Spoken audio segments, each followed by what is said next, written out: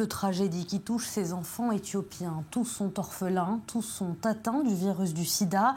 Alors comment leur parler, leur expliquer, les éduquer tout en prenant en compte leur traumatisme? L'hôpital Hadassah de Jérusalem travaille étroitement avec cet orphelinat d'Addis Abeba en envoyant des équipes de formation, aides-soignants, psychologues et éducateurs. Le reportage de notre envoyé spécial sur place, Maël Benoviel. Les plus jeunes ont quelques semaines à peine. Les plus vieux sont adolescents.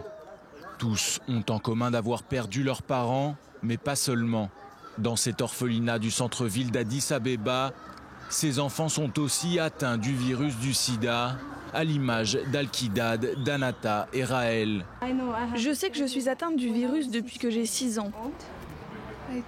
Moi, je crois depuis que je suis bébé. Moi, je le sais depuis que j'ai 8 ans. C'est en 2004 que cet orphelinat a vu le jour, mis en place par une ONG éthiopienne, A Hope for Children, un espoir pour les enfants. Avant, c'était une chose courante de perdre des enfants, surtout au milieu des années 2000. Les enfants mouraient quotidiennement.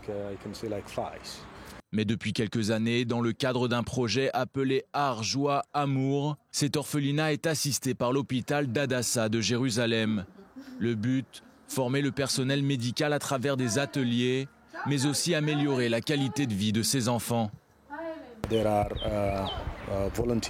Il y a des psychologues volontaires qui viennent au moins une fois par an et qui font passer des formations aux membres de notre équipe. Des formations par exemple dans le domaine de la psychologie, parce que nous travaillons avec des enfants atteints du sida. Et leur apprendre qu'ils sont malades n'est pas une chose facile, de même que leur apprendre à parler de leur maladie aux autres quand ils se sentent prêts à le faire.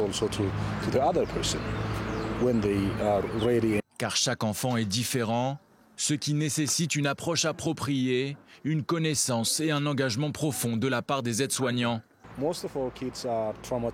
La plupart de nos enfants sont traumatisés. Ils ont vécu de nombreux traumatismes et nous croyons que le sport, la musique et l'art par exemple sont des bons moyens de dépasser ces traumatismes. Et grâce à l'aide de l'hôpital d'Hadassah, nous avons pu mettre des choses en place. L'art notamment comme moyen de renforcer l'estime de soi chez ces enfants souffrant d'une double stigmatisation, celle d'être orphelin et d'être porteur du VIH. Aujourd'hui, j'ai 16 ans. Avant, je ne savais pas ce que cela voulait dire. C'est en grandissant que j'ai su. Maintenant, je me sens une femme libre, je vis comme tout le monde.